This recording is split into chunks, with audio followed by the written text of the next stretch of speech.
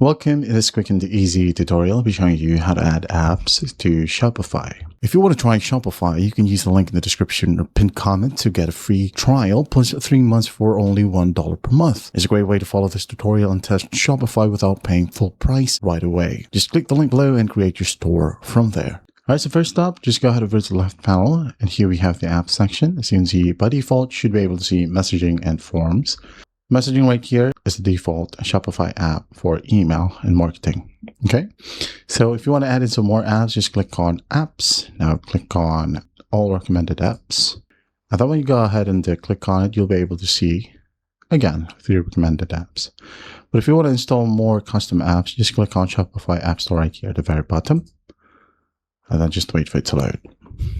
And then once it loads, for example, you have here Canva Connect, Fair, Tiny SEO, Shopify Translate, and Adapt. Now, let's say, for example, you're trying to find Facebook and Instagram. So just go ahead and type it down right here, Facebook, hit on enter, and you'll be able to see it. Okay, as you can see, I already installed it, but if you want to install it, you'll have the big install button right here.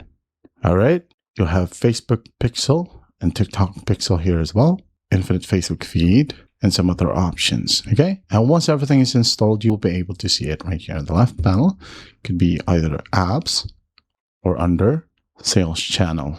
Okay, so just click on one app, and after that, configure it and use it however you want. So you would need to avoid bloat. Okay, installing too many apps that run scripts on your storefront can significantly slow down your website's page loading speeds. So delete apps that you don't actively use. Now, there will be some apps that you need to check the compatibility. So read each app's description, okay, to confirm if it works with your specific Shopify theme setup.